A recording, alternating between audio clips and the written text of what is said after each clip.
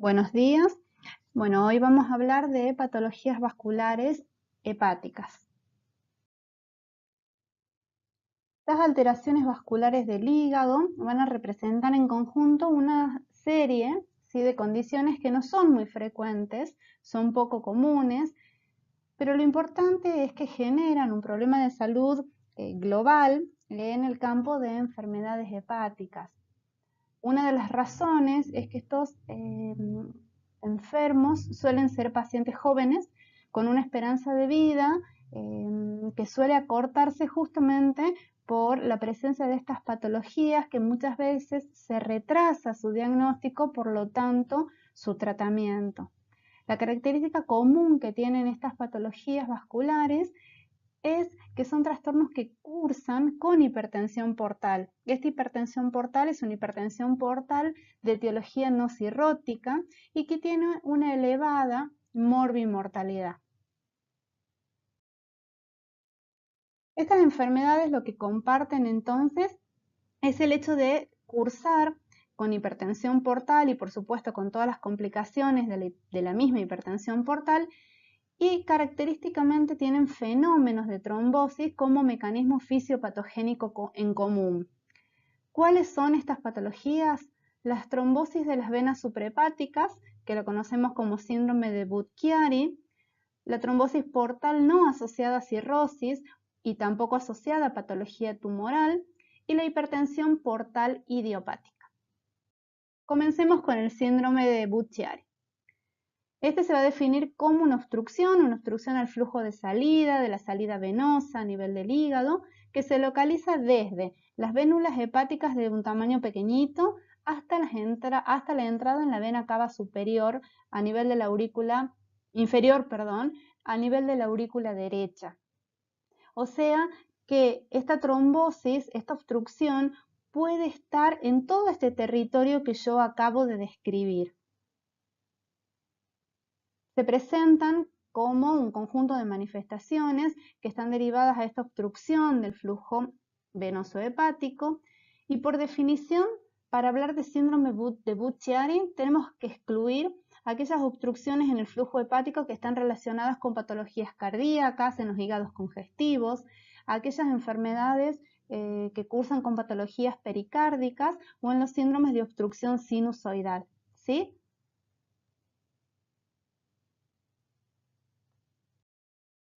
¿Cómo lo podemos clasificar o cómo clasificamos al síndrome de Budd-Chiari?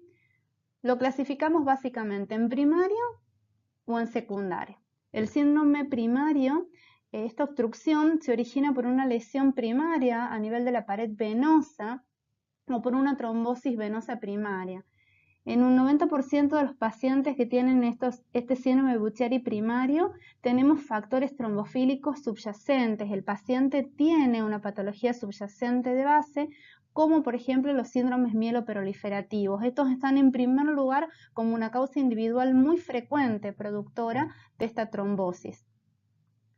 El síndrome de Budd-Chiari secundario se produce ya por una invasión tumoral o por una compresión extrínseca de las venas.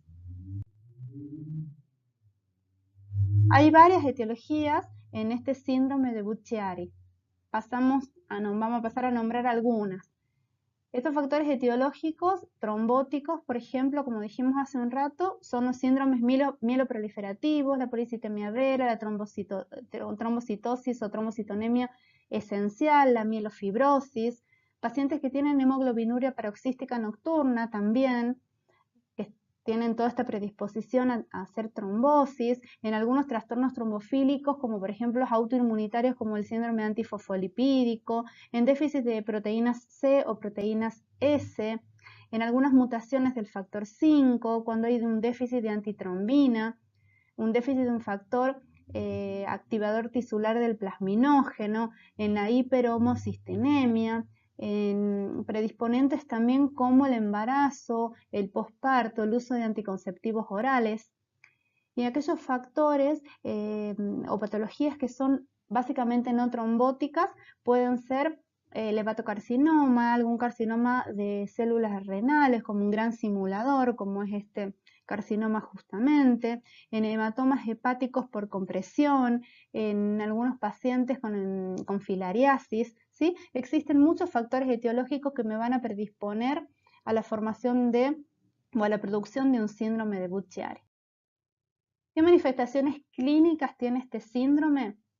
Es muy heterogénea, la clínica es bastante heterogénea. Pueden ser pacientes que no tengan síntomas, pacientes totalmente asintomáticos o aquellos que se presentan directamente con un fallo hepático fulminante.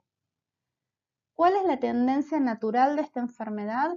Es que se presenta por episodios en donde se producen trombosis, pero separadas en el tiempo. Y entre estos episodios se comienzan a afectar áreas del parénquima con obstrucción al flujo y que empiezan a desarrollar colaterales venosas que empiezan a descomprimir estas zonas afectadas, y estos episodios en cierta manera empiezan a pasan como desapercibidos desde un punto de vista clínico, hasta que pasado el tiempo este daño hepático ya comienza a ser o ya es muy importante. En otros casos se puede presentar en forma brusca, con una trombosis inicial que es muy extensa, o cuando el paciente tenía una trombosis previa con lesiones antiguas y se agrega una nueva trombosis, o cuando la trombosis está asociada también a la presentación de trombosis en la vena porta.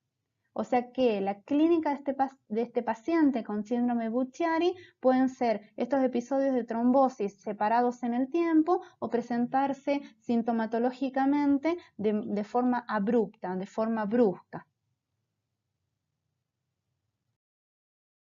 ¿Cuándo lo sospechamos al síndrome Budd-Chiari? En aquellos pacientes, acuérdense que es un paciente que cursa con hipertensión portal. Entonces este paciente puede presentarse con ascitis de distintos grados, con hepatomegalia. Esta hepatomegalia puede ser o no dolorosa. El paciente puede tener una hepatopatía crónica con una alteración en la función renal leve o con una ascitis que se torne intratable, que empezamos a tratar de corregir algunos factores, pero esta ascitis permanece en el tiempo. Con eso también podemos empezar a sospechar otras etiologías y no las más frecuentes. Insuficiencia hepática aguda con hepatomegalia, o en aquellos pacientes que ya tienen una enfermedad protrombótica previa y comienzan con alteración hepática. En todas estas situaciones que yo les nombré, podemos comenzar a sospechar la presencia de un síndrome de Budd-Chiari y nos obliga a comenzarlo. ¿Cuál es la presentación más común? Es el síndrome con hipertensión portal, con todas las complicaciones que este implica. Ascitis, puede complicarse con una PBE, con una peritonitis bacteriana espontánea, puede evolucionar y tener afectación hepatorrenal, algunas complicaciones de las varices esofágicas, por ejemplo, la hemorragia digestiva. ¿Cuál es el diagnóstico? ¿Cómo hacemos el diagnóstico del síndrome Budd-Chiari? Tenemos que demostrar que existe la obstrucción a este flujo venoso hepático en este territorio que habíamos hablado. La ecografía Doppler es la técnica de elección. La angio-TAC o la angioresonancia son útiles, pero son útiles posteriormente, cuando el diagnóstico es bastante difícil. Allí sí las podemos usar, pero la ecografía Doppler sigue siendo la técnica de elección. Se puede hacer cateterismo de las venas suprahepáticas. Muchas veces lo hacemos para poder evaluar la extensión de esta obstrucción al flujo, pero no es algo que sí o sí debe existir para su diagnóstico. El tratamiento básicamente son 3 pilares. Tenemos que tratar las manifestaciones clínicas, como por ejemplo la ascitis.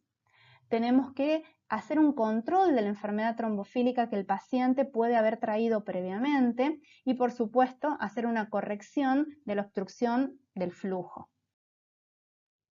Entonces, este tratamiento, básicamente, en pacientes que son sintomáticos, tienen que ser tratados con con aquel esquema que nosotros veníamos usando ya para patologías hepáticas crónicas. La ascitis tiene que ser tratada con diuréticos, que ya sabemos que espironolactona de elección, puede agregarse, si hay edemas también, furosemida. Hay que hacer a veces paracentesis, tratar las varices esofágicas, hacer profilaxis, todo lo que tiene que ver con el tratamiento de una enfermedad hepática crónica que cursa con hipertensión portal. Pero además, se agrega la participación o el tratamiento con un anticoagulante. En los pacientes con síndrome de Buchiari tenemos que colocarle esquema de anticoagulación, ¿sí? No de profilaxis anticoagulante, sino de anticoagulación.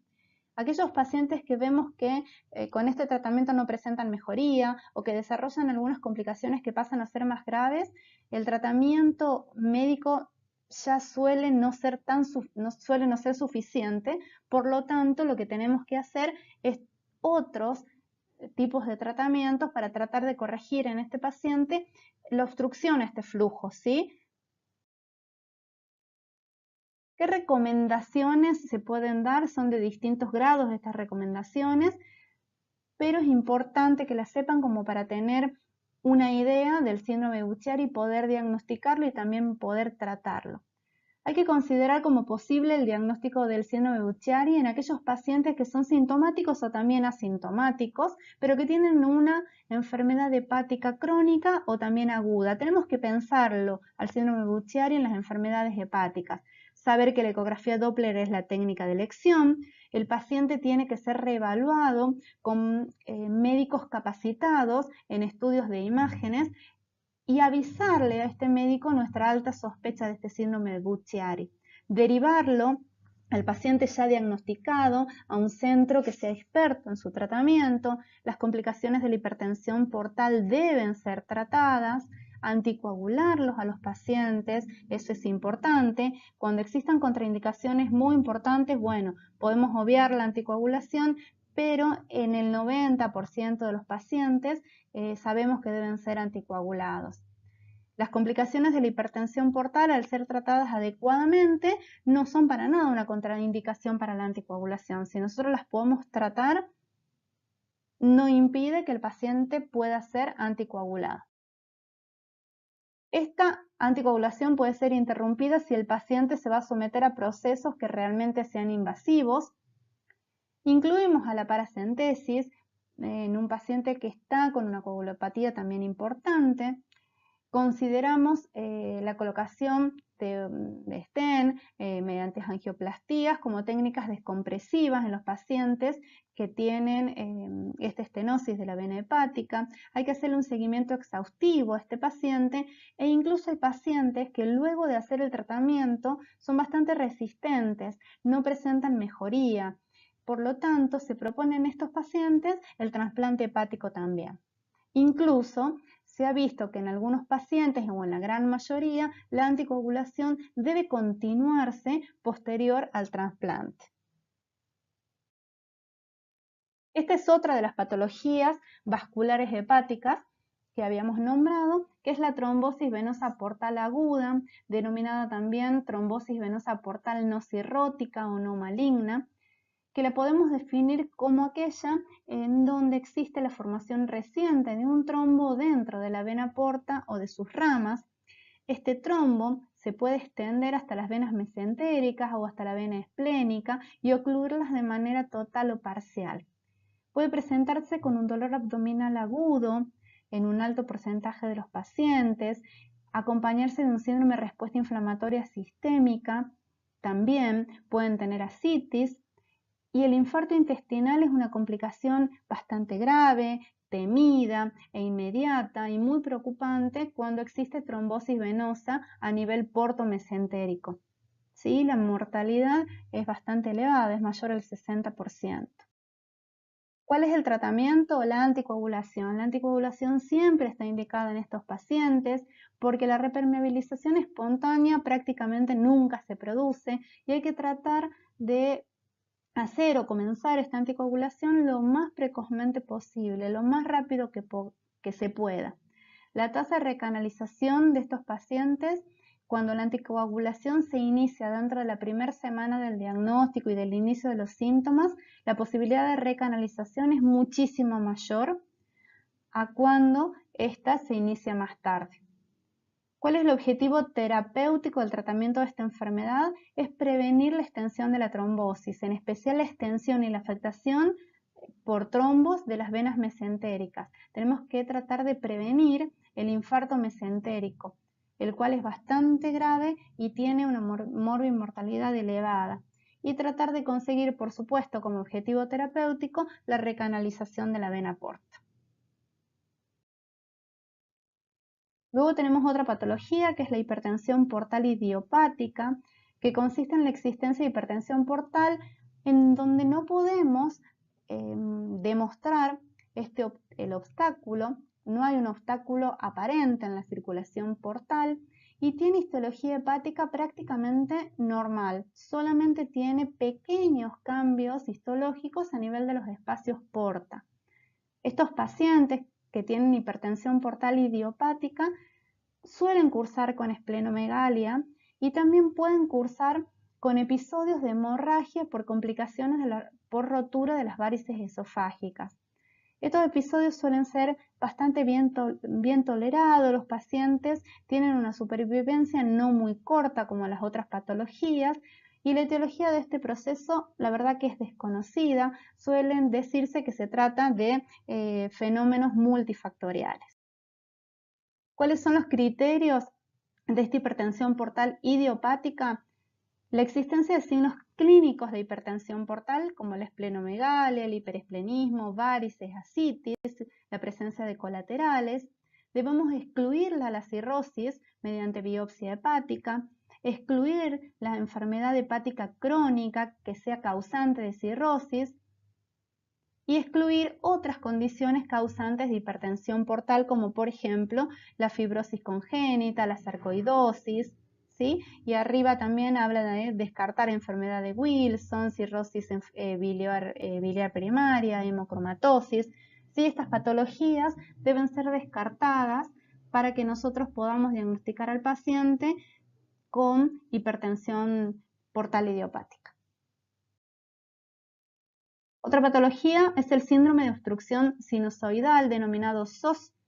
Antes se lo conocía como la enfermedad veno-oclusiva del hígado. En algunos textos todavía lo pueden encontrar así, ¿sí? En este momento y actualmente se llama síndrome de obstrucción sinusoidal. Se ha descrito hace muchos años asociado a la intoxicación aguda o también crónica por un tipo de alcaloides derivados de la pirrolicidina, ¿sí? Así se llama.